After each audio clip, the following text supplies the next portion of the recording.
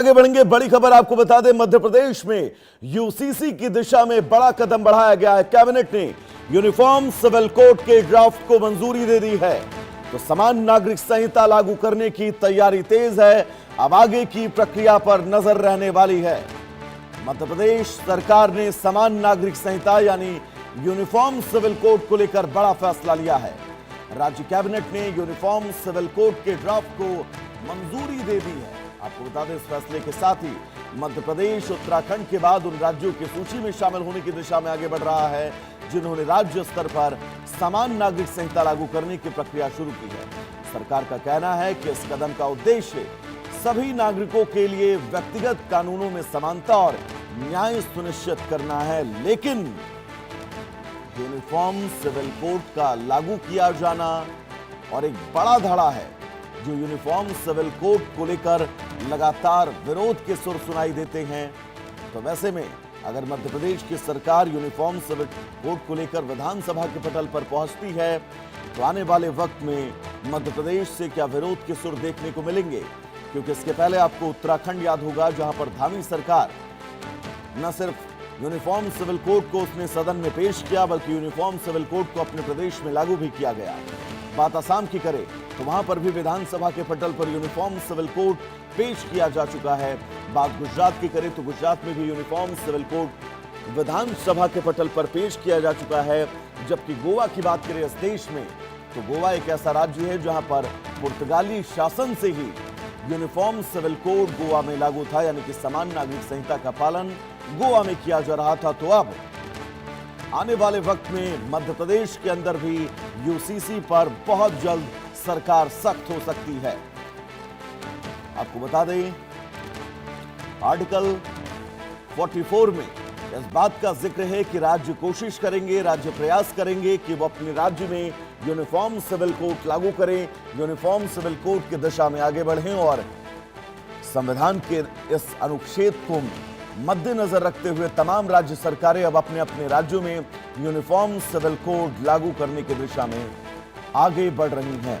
प्रखर जैन हमारे साथ जुड़े हुए हैं तमाम जरूरी अपडेट्स के साथ। प्रखर, समान नागरिक संहिता अब इस देश की जरूरत है क्योंकि एक देश एक कानून, इस सिद्धांत पर यह देश आगे बढ़ रहा है। मध्य प्रदेश इसको लेकर कितना तैयार है मध्य प्रदेश के अंदर, क्योंकि अमूमन हमने देखा विरोध के सुर भी यूनिफॉर्म सिविल कोड को लेकर देखने को मिले हैं। फिलहाल स्थिति क्या है, बताइएगा।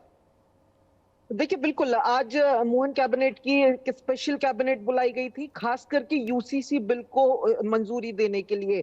बात की जाए तो रंजना प्रकाश देसाई जो सुप्रीम कोर्ट की रिटायर्ड जज हैं, उनकी अध्यक्षता में कमेटी बनाई गई थी। उस कमेटी ने पिछले 15 दिन पहले ही मुख्यमंत्री को अपनी फाइनल रिपोर्ट या यूं कहा जाए यूसीसी का ड्राफ्ट जो है वो सौंप दिया था। आज कैबिनेट ने उस ड्राफ्ट बिल को मंजूरी दे दी है और ये कहा जाए कि अगले एक हफ्ते के अंदर यूसीसी को लेकर बड़ा अपडेट आ सकता है, क्योंकि कल ही मध्य प्रदेश विधानसभा का मॉनसून सत्र शुरू हो रहा है। मुख्यमंत्री ने भी ये साफ किया है कि अब हम विधानसभा के फ्लोर पर यूसीसी का बिल प्रेजेंट करने की स्थिति में है। और जिस तरीके से नंबर गेम है मध्य प्रदेश के अंदर, 165 सीट यानी 165 सीटें बीजेपी के पास हैं, तो बिल पास कराने में कोई कठिनाई नहीं होगी। तो ये साफ है कि 20 तारीख से 24 तारीख के बीच में 5 दिन का मॉनसून सत्र है। इसी सत्र में सरकार जो है यूसीसी बिल पेश कर सकती है। बड़ी बात यह है कि इस बिल के अंदर जिन प्रावधानों को मंजूरी दे दी गई है, अगर वो जस की तस पास हो जाते हैं तो कई सारे बड़े बदलाव मध्य प्रदेश में होंगे।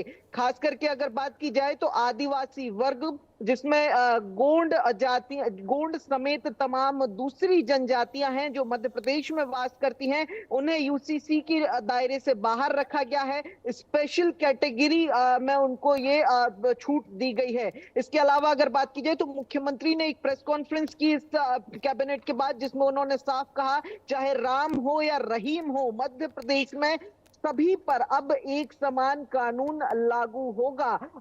बात की जाए तो चाहे फिर वो बहु विवाह की बात हो जिस पर प्रतिबंध लग जाएगा अगर जस का तस ये यूसीसी बिल विधानसभा में पारित हो जाता है। वहीं दूसरी तरफ अगर बात की जाए तो शादी और तलाक दोनों के रजिस्ट्रेशन कराना हर धार्मिक समुदाय के लिए अनिवार्य हो जाएगा और किसी भी तरीके का मौखिक तलाक जो है वो वैध नहीं माना जाएगा। बड़ा अपडेट जो है वो लिव इन कपल्स को लेकर है। 18 साल की युवती और 21 साल के युवक से कम उम्र के युवक युवती लिव इन रिलेशनशिप में नहीं रह पाएंगे, वो अवैध रहेंगे। साथ ही लिव इन रिलेशनशिप्स के पंजीयन यानी कि रजिस्ट्रेशन कराना अनिवार्य होगा। शादियों में भी ठीक यही शर्त लागू होगी कि धार्मिक समुदाय कोई भी हो जो शादी है उसका रजिस्ट्रेशन कराना जरूरी होगा, उसके बिना लीगल टेंडर नहीं माना जाएगा। ऐसे ही तमाम और भी चीजें हैं जिसमें अगर बात की जाए तो मूल रूप से और मुख्य रूप से जो संतान लिव इन रिलेशनशिप के नतीजतन पैदा होगी उसे भी अब अवैध संतान नहीं कहा जाएगा। साथ ही लिव इन कपल्स की में जो युवक युवती रह रहे होंगे उनको लेकर भी बड़े अपडेट ये हैं कि पेरेंट्स की परमिशन, पुलिस रजिस्ट्रेशन और साथ ही युवती के भरण पोषण की पूरी जिम्मेदारी लेनी होगी। ये तमाम चीजें यूसीसी के उस बिल में है जो आज कैबिनेट से मंजूर हो गया है।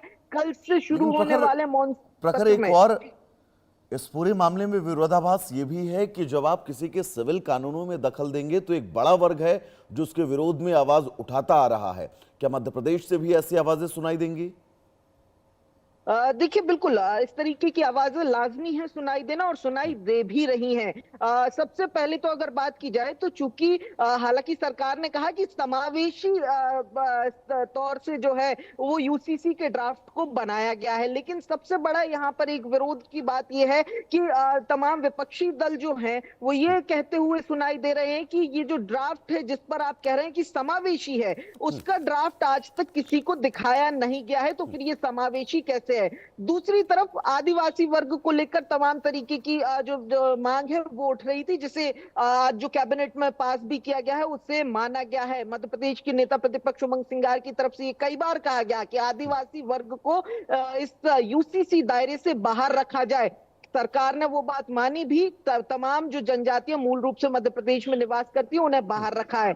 दूसरी तरफ एक बड़ा वर्ग है मुस्लिम वर्ग जो पर्सनल लॉज से छेड़छाड़ न करने की मांग उठा रहा था। तमाम जो लॉज है उन्हें इंटैक्ट रखने की बात कर रहा था जिसमें खुद कांग्रेस के विधायक भी लगातार शामिल हो रहे थे। बिल्कुल यही मेरा सवाल भी था कि जब पर्सनल लॉ के अंदर हस्तक्षेप किया जाएगा तो ये तय है विरोध के सुर जरूर सुनाई देंगे। फिलहाल प्रखर आपका बहुत बहुत शुक्रिया, आप लगातार इस खबर पर अपनी नजर बनाकर रखिएगा। तो चलिए आगे बढ़ेंगे।